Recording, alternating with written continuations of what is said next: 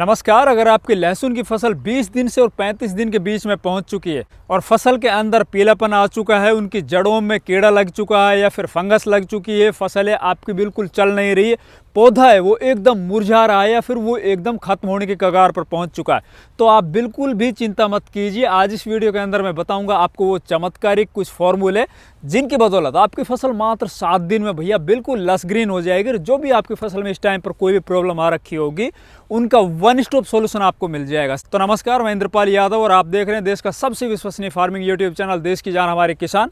अगर अभी तक इस चैनल को सब्सक्राइब नहीं किया तो प्लीज़ चैनल सब्सक्राइब कर लीजिए, साथ ही वीडियो को लाइक और दूसरे किसान भाइयों तक शेयर करना बिल्कुल मत भूलिए। तो सबसे पहले किसान भाइयों, आपको कमेंट बॉक्स में अपना नाम और आपका पता, आप किस गांव से हो, किस जिले से हो, किस राज्य से हो, ये जरूर आपको लिखना है, ताकि मेरा अभी आगे चलकर 10-15 दिनों बाद एमपी, मध्य प्रदेश और राजस्थान के कुछ जिले जो लहसुन का बड़ा एरिया है ना, वहां पर मेरी विजिट होगी, तो हो सकता है मैं आपको सीधे आपके खेत में मिल जाऊं। अगर मेरे को वहां से निकलना हुआ उस जगह से और मेरे को पता होगा कि यार फला गाँव के मेरे वो किसान हैं, तो मैं हो सकता है आपके खेत में सीधा आपसे रूबरू हो जाऊँ। तो दोस्तों, जिन किसान भाइयों की फसल अभी 20 दिन से और 35 दिन के अंदर पहुंच चुकी है, तो पहला काम तो आपको करना अपने खेत के अंदर से खरपतवार नियंत्रण। अब खरपतवार नियंत्रण आप कैसे करोगे? अगर आपके खेत के अंदर छोटे खरपतवार है, चाहे वो चौड़ी पत्ती हो, सकरी पत्ती खरपतवार हो, और ज़्यादा दिखाई दे रहे हैं, आपको ये लग रहा है कि यार इसके अंदर हम मैनुअली मजदूर लगा के या खुद अपने हाथों से इनको निकालेंगे तो बहुत ज़्यादा खर्च लग जाएगा और बहुत ज़्यादा टाइम बर्बाद हो जाएगा, तो उस अवस्था के अंदर आप इसको केमिकल कंट्रोल कर सकते हो।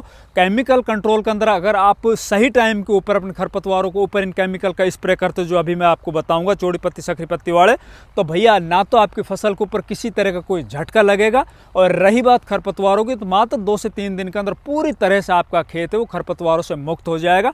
उसके अंदर आपको क्या करना है, सही टाइम के ऊपर, जैसे खरपतवार आपके खेत के अंदर बाहर निकलते हैं, आपकी फसल है वो चाहे छोटी अवस्था में हो या थोड़ी बड़ी अवस्था में हो, उनमें आपको आधा ml पर 1 लीटर पानी के हिसाब से जो चौड़ी पत्ती वाले खरपतवार हैं उनके नियंत्रण के लिए आपको जो ऑक्सीफ्लोरोफेन 23.5% आता है, गोल के नाम से, अल्टो के नाम से, ऑक्सी गोल्ड के नाम से, अलग अलग नामों से आता है, उसको लेके आपको स्प्रे कर देना है। स्प्रे करते वक्त आपके खेत के अंदर पर्याप्त मात्रा में नमी होनी चाहिए, तभी जो खरपतवार है ना आपके वो जड़ से खत्म होंगे। दूसरी तरफ भैया जो सकरी पत्ती के खरपतवार आते हैं ना, विशेषकर जो घास वर्ग के खरपतवार होते हैं, उनके लिए आपको जैसे कि टर्गा सुपर आता है, विप सुपर आता है, हकमा आता है, वो आपको 1 लीटर पानी के अंदर 1.5 ml मिलाना है। जैसे कि आपके 20 लीटर वाली जो स्प्रेयर पंप है उसमें आप 30 ml इसको ले सकते हो और स्प्रे कर दीजिए। हाँ, अगर दोनों खरपतवार आपके खेत में है तो इन दोनों को भी आप एक बार में एक साथ स्प्रे कर सकते हो। बिल्कुल भी आपकी फसल के अंदर इस डोज से किसी तरह का कोई साइड इफेक्ट देखने को नहीं मिलेगा, कोई झटका देखने को नहीं मिलेगा, और आपकी फसल के अंदर जो लगने वाला जो मजदूरों का खर्च है ना वो बच जाएगा। तो पहला काम तो आपको करना अपने खेत के अंदर खरपतवारों का नियंत्रण। दूसरी अवस्था में अगर आपके खेत में, आपकी फसल में थोड़े खरपतवार हैं और उसके अंदर आपको लग रहा है कि यार ये तो थोड़े बहुत खरपतवार है, 1-2 मजदूर लगाने से वो निकल जाएंगे, तो बिल्कुल भी आप केमिकल जो स्प्रे है ना उसको मत कीजिए, अपने हाथों से उसको निकलवा दीजिए, वो और ज़्यादा अच्छा होगा। अब दूसरी बात आती है भैया, हमारी जो फसल होती है ना छोटी अवस्था के अंदर, अगर मैं आपको दिखाऊं, देखिए जो ये हमारे ये लहसुन का पौधा है ना, ये लगभग अभी 15 से 20 दिन का हुआ है, ठीक है ना। अब इस छोटे पौधे के अंदर क्या होगा आगे चलकर, अगर इसके अंदर हम कुछ गलतियां कर देंगे या फिर कुछ क्लाइमेटिक कंडीशंस की वजह से हमारी जो फसल है ना वो पीली पड़ जाएगी, ऊपर से इसकी टिप है ना वो जलना स्टार्ट हो जाएगी, सूखना स्टार्ट हो जाएगी, धीरे धीरे देखते देखते ये पौधा पूरी तरह से मर जाएगा। अब मरेगा कौन सा पौधा? या तो आपने जब लहसुन की बुआई की थी ना उस टाइम के ऊपर आपके लहसुन के अंदर कहीं ना कहीं जैसे कि कोई घाव हुआ होगा, वो चाहे आपके बिजाई करते वक्त हुआ हो या फिर इसकी जब अपन को कलियां निकाली थी ना लहसुन के अंदर से, पूरी पोथी के अंदर से, उस टाइम के ऊपर इससे ऊपर का जो सफ़ेद पर्दा होता है ना वो हटा होगा। और जब हमने इसको अपने खेत के अंदर लगाया, या तो इसको हमने सीड ट्रीट नहीं किया होगा, और सीड ट्रीट भी किया होगा तो भी कई दफ़ा क्या हो जाता है कि भैया ज़मीन के अंदर जो पड़ी हुई फंगस होती है ना वो इसके अंदर पहुंच जाती है और पूरी तरह से इसको अपने चक्रव्यूह में फंसा लेती है, और धीरे धीरे करके इसकी जो जड़ें हैं ना पहले तो उन जड़ों को मारेगी, जड़ मरने के बाद पौधा है ना पूरी तरह से सूख जाएगा, फिर उसका कोई इलाज नहीं मिलेगा आप। दूसरी अवस्था में अपनी जो खुद की गलती होती है ना किसान की, अक्सर वैसे 90% खुद किसान की गलती होती है, तभी लहसुन की फसल शुरुआती चरण में पेड़ी पड़ती है। भैया हम लगातार पानी पे पानी देते रहते हैं, अपने खेत के अंदर लगातार हम नमी बढ़ा के रखते हैं, क्योंकि किसान को ना भैया, मैंने जहाँ तक 4 सालों के अंदर ये चीज़ रियलाइज़ की है, पूरे देश में चाहे वो किसी भी फसल का किसान हो, केवल मात्र 2 चीज़ें उनको पता होती है। ये मोस्टली किसानों की बात बता रहा हूँ मैं, 90% किसानों की। वो एक तो सिंचाई करता है, केवल उसको ये पता होता है भाई खेत के अंदर पानी देना, लगातार यूं ही चलता रहता है, दबा के पानी चलता रहता है। दूसरा, उसको यूरिया का पता होता है कि भाई मेरे को यूरिया डालना। यही गलती सबसे बड़ी होती है। देखो इसके पास ऐसा कुछ नहीं है, ना तो इसके पास इतना मजबूत जड़ तंत्र है कि पूरी तरह से वो खेत के अंदर फैला हुआ, शुरुआती चरण में छोटी छोटी जड़ें होती है, छोटा सा पौधा होता है, इसको जो न्यूट्रिएंट की आवश्यकता होती है ना वो भी बिल्कुल थोड़ी होती है। हम लगातार इसके अंदर अगर पानी भर के रखेंगे तो इसका जो गड़ा है ना वो घुट जाएगा भाई। और गड़ा घुटने से 2 नुकसान होगा। एक तो जमीन के अंदर जो पड़े हुए पोषक तत्व है ना उनको ये अच्छे से ग्रहण नहीं कर पाएगा। दूसरी तरफ अगर हमारे खेत के अंदर लगातार पानी भरा होगा तो जो भी हमने ऊपर से खाद डालें या पहले से ऑलरेडी डले हुए खाद है हमारे बेसल डोज में, भैया वो नीचे लीच डाउन हो जाएंगे, इनकी जड़ों के नीचे चले जाएंगे।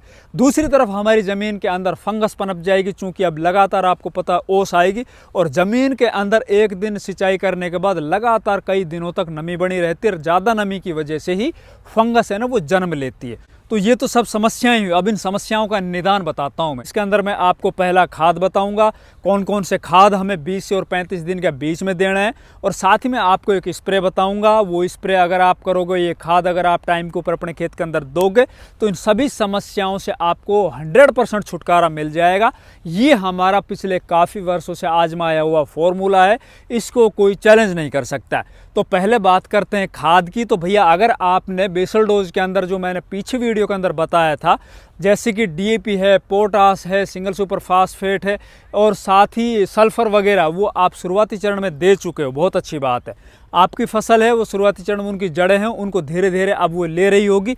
अब सबसे ज़्यादा आवश्यकता पड़ेगी नाइट्रोजन की। नाइट्रोजन किसी भी फसल की वेजिटेटिव ग्रोथ के अंदर सबसे ज़्यादा शुरुआती चरण के अंदर भूमिका अदा करती है। और लहसुन फसल की अगर अपन बात करें तो भैया 60 दिन से पहले पहले आपको अपनी फसल के अंदर नाइट्रोजन की पूरी मात्रा वो दे देनी। अब नाइट्रोजन किस तरह से दें, ये है सबसे बड़ी बात। नाइट्रोजन अपन 2 तरह से अपनी फसल के अंदर पूर्ति करा सकते हैं। एक है भैया यूरिया के माध्यम से, जो हमारे देश के अंदर लगभग 90 से 95% किसान अपने खेतों के अंदर डालते हैं, और दूसरा है सबसे बेस्ट तरीका, वो है अमोनियम सल्फेट। अमोनियम सल्फेट के बहुत ही चमत्कारिक परिणाम आपको देखने को मिलेंगे। अमोनियम सल्फेट में जहाँ पे नाइट्रोजन भी आपकी फसल को मिलेगा, साथ ही सल्फर भी मिलेगा। और आप चाहे खेत के छोटे हिस्से में या आधे खेत के अंदर एक तरफ यूरिया डाल के देखना, दूसरी तरफ आप अमोनियम सल्फेट डाल के देखना। इसके अंदर फिर बात आती है दूसरे खादों की, यार दूसरा खाद अब कौन सा मिलाएं। देखो नाइट्रोजन और सल्फर की पूर्ति तो हमने अमोनियम सल्फेट से कर दी।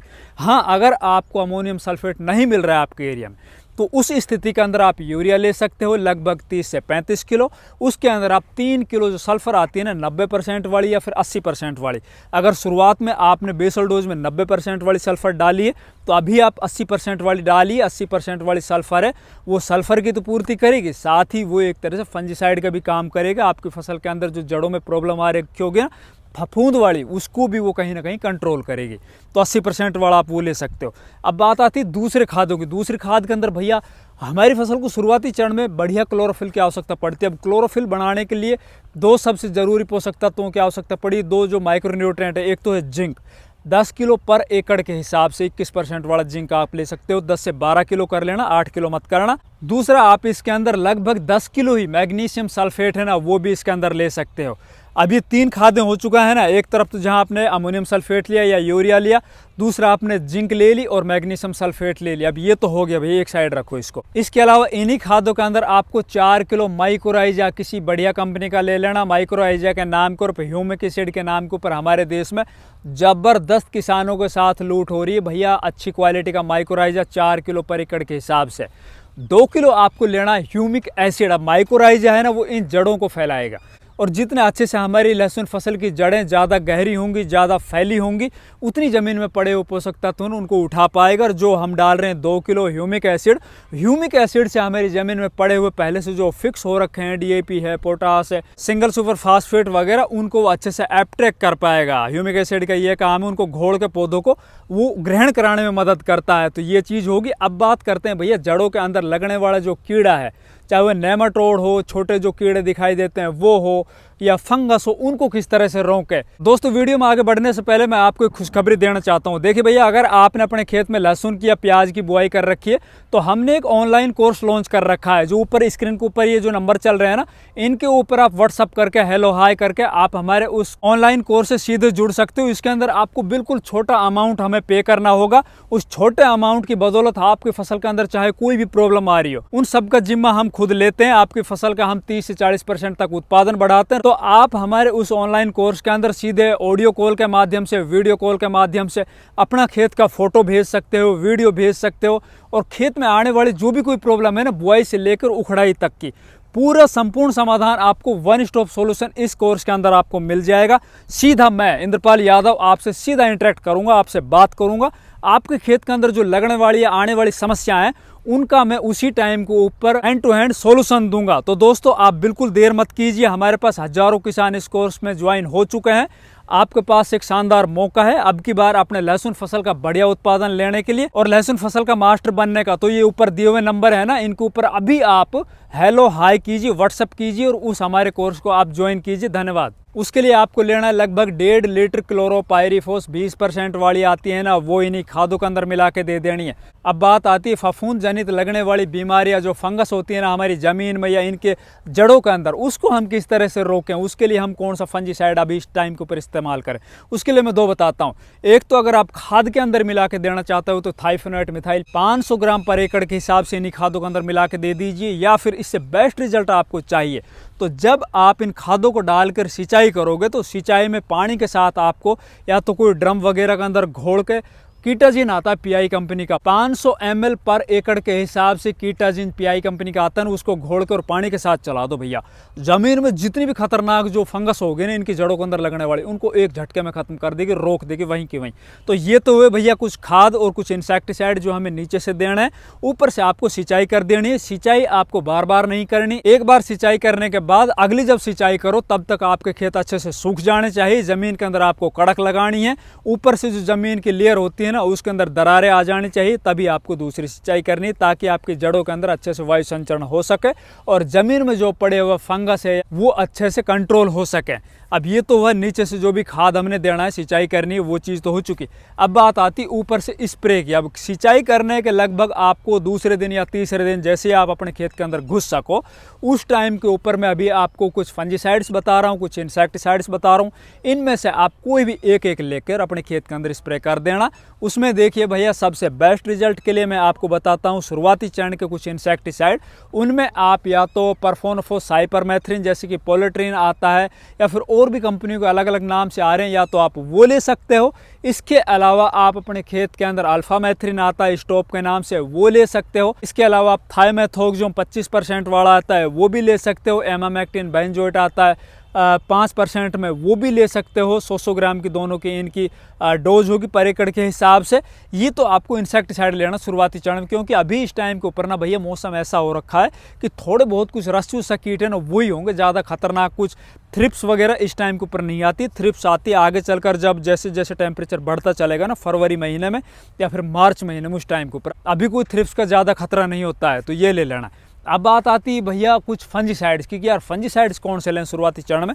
और लहसुन फसल में सबसे बड़ा खेल होता है बढ़िया क्वालिटी के फंजीसाइड। अब फंजीसाइड में आपको ऐसा फंजीसाइड का चुनाव करना है जिसके अंदर कॉन्टैक्ट भी हो और सिस्टेमिक भी हो। इसमें आपको क्लोरोथोनिल प्लस डाइफेकनाजोल प्लस एजोक्सिस्ट्रोबिन का जो कॉम्बिनेशन आता है ना, एक तो सिंजेंटा कंपनी का कवच फ्लो ये ले सकते हो। दूसरा आप क्लोरोथोनिल प्लस मेटालेक्जिन जो फोलियो गोल्ड के नाम से आती है ये ले सकते हो। इसके अलावा आप प्रोपिनैब आता है ना बायर कंपनी का एंट्राकोल, ये भी शुरुआती चरण में बहुत ही शानदार रिजल्ट देता है, ये ले सकते हो। दूसरा आप लूना एक्सपीरियंस आता है बायर का, वो भी ले सकते हो। या फिर आपके खेत में बहुत ही ज़्यादा खतरनाक पीलापन आ चुका है, बहुत ज़्यादा फंगस से परेशान हो चुकी है आपकी फसल, उस अवस्था में आपको टैबुकोनाजोल प्लस ट्राइफ्लॉक्सिस्ट्रोबिन जो नेटिव आता है ना 100 ग्राम पर एकड़ के हिसाब से भैया वो ले लीजिए। आप ये स्प्रे ले सकते हो अपने खेत के अंदर, आप ये स्प्रे कर दीजिए, ये खाद डाल दीजिए। मैं गारंटी देता हूँ आपकी फसल में जो भी इस टाइम के ऊपर शुरुआती चरण में जितने भी खतरनाक चाहे बीमारी लगी होगी, केवल 5 से 7 दिन में वो सभी खत्म हो जाएगी। पूरी फसल आपकी एकदम लस ग्रीन हो जाएगी। अगर ये हमारी वीडियो अच्छी लगी, वीडियो को लाइक कीजिए, ज़्यादा से ज़्यादा दूसरे किसान भाइयों तक शेयर कीजिए। चैनल सब्सक्राइब नहीं किया तो प्लीज़ चैनल भी सब्सक्राइब कर लीजिए। धन्यवाद।